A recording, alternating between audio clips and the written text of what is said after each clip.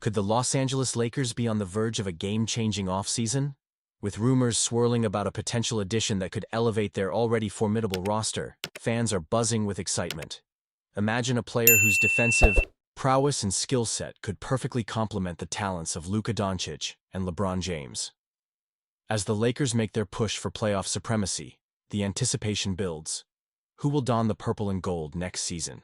Stick around because you won't want to miss this. The buzz surrounding the Los Angeles Lakers is palpable, especially with Luka Doncic donning the purple and gold. As a passionate fan, I can't help but feel a surge of excitement about what this means for the team's future. The recent mailbag piece that sparked discussions about Miles Turner as a potential target in the offseason is particularly intriguing. Let's dive into that, shall we? First off, Miles Turner has long been a player that many Lakers fans have had their eyes on. His shot-blocking ability and presence in the paint could provide a much-needed defensive anchor for the team. However, there's a cloud of uncertainty looming over whether he would even consider signing for the mid-level exception. The financial landscape of the NBA is tricky, and with the emergence of Luka as a cornerstone of this franchise, the Lakers may become an even more attractive destination for players looking to contend. But here's the kicker. Does Turner fit the mold of what we want in a center, especially with a Luka-led offense? I'm not entirely convinced. Now let's talk about Christian Wood. With his recent acquisition, there's some real potential for him to step up come playoff time. He brings versatility and scoring ability that could complement Luka's game beautifully. But will he find his role in this lineup? It's a question worth pondering as we approach the postseason.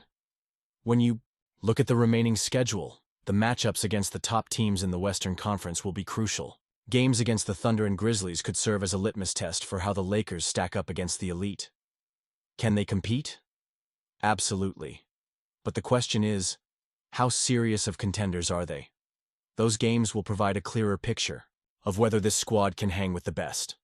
Now, let's address the defense because it's been a hot topic of discussion lately. The Lakers have made significant strides on that end, and while some of that can be attributed to the addition of Dorian Finney-Smith and a healthy Vando, I believe LeBron's renewed energy plays a pivotal role as well.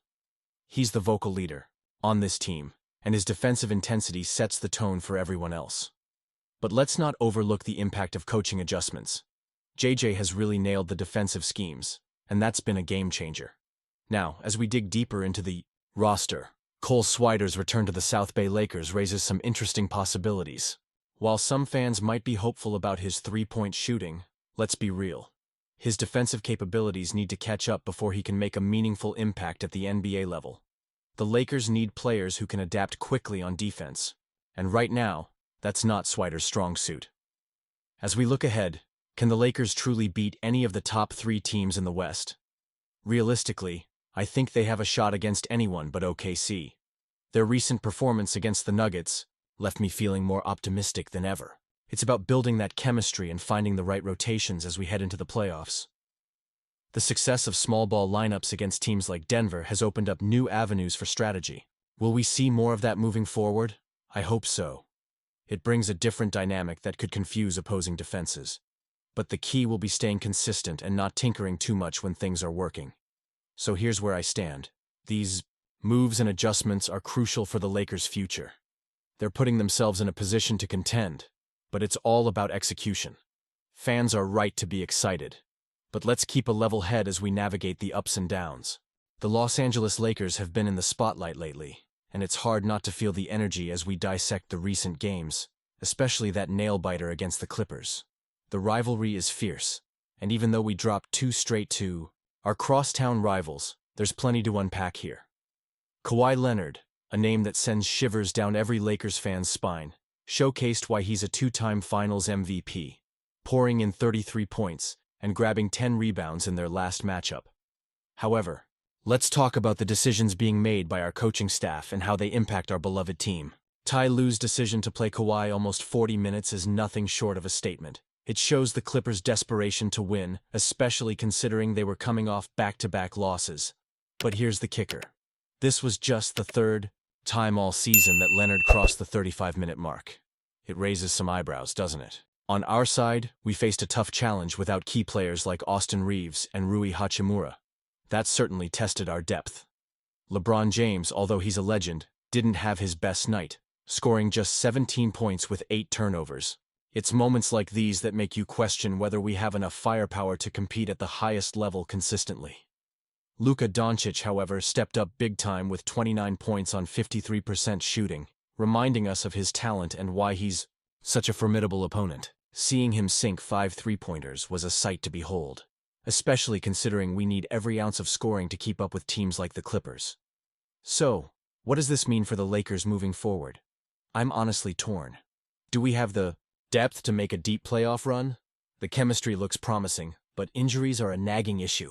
With Reeves and Hachimura sidelined, it puts immense pressure on our stars to perform, and we know how that can affect their longevity throughout the season. The front office has made some moves, but will they be enough? I find myself questioning whether we need to make a trade to shore up our bench. The depth has been a concern, and every time we lose a key player, it feels like we're walking a tightrope. Do you think this was the best decision? As fans, we have high expectations, and rightly so. The Lakers are a storied franchise, and we all dream of championship banners hanging in the rafters. But the reality is, we need consistency and health to achieve that dream. The heart and hustle are there, but can we maintain it over the grind of an 82-game season? And you, what do you think? I want to hear your opinions down below. Are you optimistic about our chances, or do you think we need a shake-up? Let's engage in this discussion because we're all in this together. If you're enjoying the content and want to stay updated on all things Lakers, don't forget to like this video, share it with your fellow fans, and subscribe to the channel. Activate that notification bell to get all the latest updates.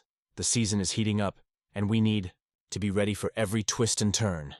Let's keep the conversation going.